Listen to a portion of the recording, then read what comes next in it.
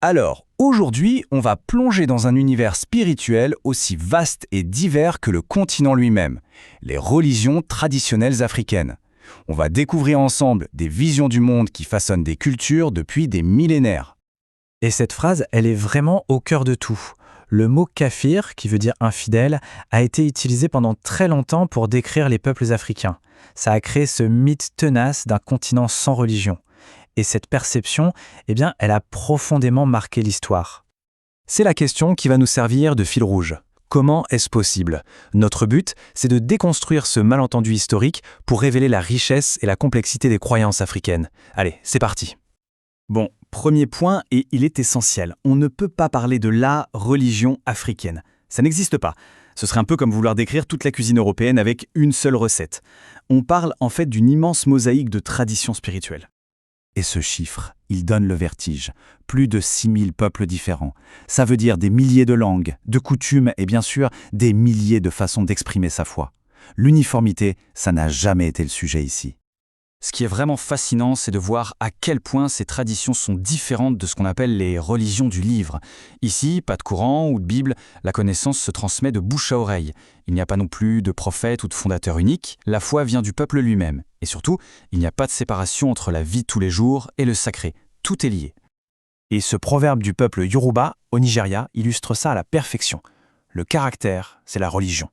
En gros, ça veut dire que la religion, ce n'est pas tant ce que l'on croit, mais plutôt comment on se comporte. La foi se vit à travers les actions quotidiennes. Elle est inséparable de qui on est. Bon, maintenant qu'on a posé les bases, entrons un peu plus dans le cœur des croyances. Comment l'univers est-il perçu? Qui l'habite? On découvre alors un monde incroyablement riche, peuplé d'êtres spirituels. Dans la plupart des traditions, on trouve une sorte de hiérarchie.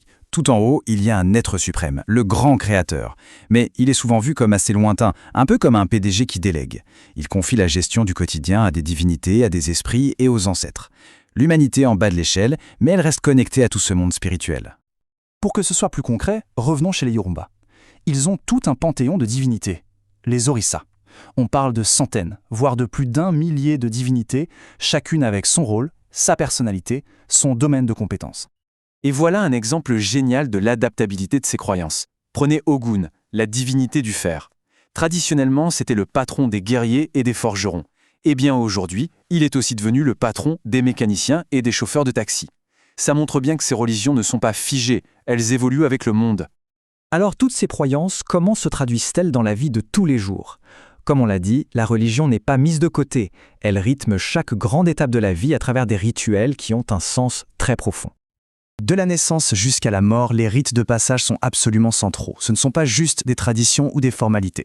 Ce sont des cérémonies qui aident les gens à traverser les grandes étapes de leur vie en renforçant leur identité et leur place dans la communauté. Prenons juste un de ces rites, le fait de donner un nom. C'est un acte d'une immense importance spirituelle. Un nom peut raconter les circonstances de la naissance, les espoirs des parents ou créer un lien avec un ancêtre. Ce n'est pas juste un mot, c'est l'identité même de l'enfant qui se joue là. Chez le peuple Igbo, toujours au Nigeria, beaucoup de noms sont comme des prières ou des affirmations de foi. Un nom comme Chukwudi signifie « Dieu existe ». Chukwuka veut dire « Dieu est grand ». On voit bien à quel point la croyance et l'identité personnelle sont tissées ensemble. Et il faut vraiment insister là-dessus, on ne parle pas de reliques du passé. Ces traditions sont bien vivantes, elles s'adaptent, elles évoluent et elles continuent de jouer un rôle hyper important pour des millions de personnes aujourd'hui. Il suffit de regarder les chiffres pour s'en convaincre. Dans un pays comme le Bénin, c'est plus de la moitié de la population qui adhère à ces croyances. Et même dans les pays où ce n'est pas la majorité, énormément de gens mélangent des pratiques traditionnelles avec le christianisme ou l'islam. Cette phrase du philosophe John Beatty, elle résume magnifiquement la vision du monde qui se cache derrière beaucoup de ces traditions. L'identité individuelle n'a de sens qu'à travers la communauté. L'idée, c'est que l'on n'existe pas en tant qu'individu isolé, mais en tant que partie d'un tout. Et on va finir là-dessus, avec cette question. Dans un monde comme le nôtre, de plus en plus centré sur l'individu, qu'est-ce que des philosophies bâties sur le collectif peuvent nous apprendre?